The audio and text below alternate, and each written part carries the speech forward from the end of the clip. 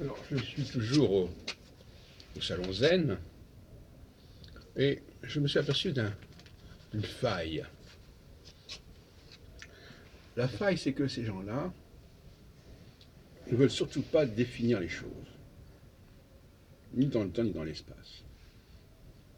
Et donc, ils s'adressent à n'importe qui. En fait.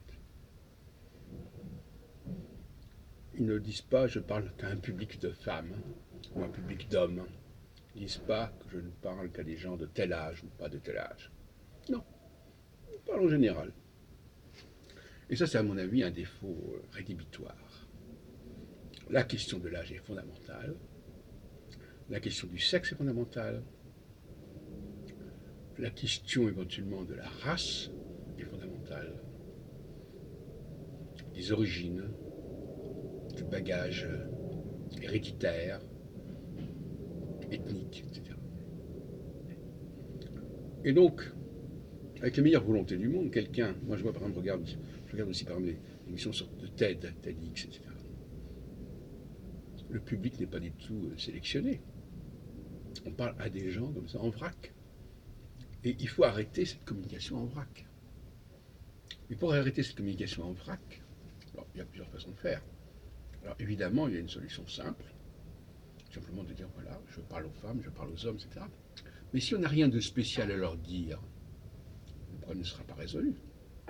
Si je parle à des hommes et des femmes, ou des gens de tel âge et tel âge, sans avoir une quelconque idée de ce qui les caractérise, en tant que groupe, en tant qu'ensemble, ça n'a pas d'intérêt de parler à tel groupe ou à tel autre si je n'ai pas défini ce qui caractérisait tel groupe ou tel autre, de tel autre.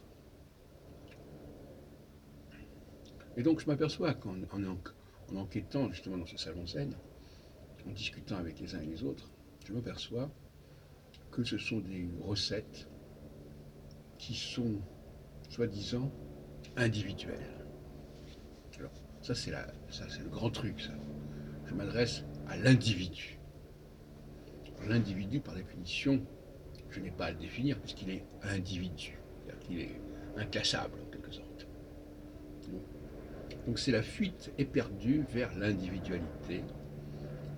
Et ça, c'est une forme d'escroquerie intellectuelle, je dirais très franchement.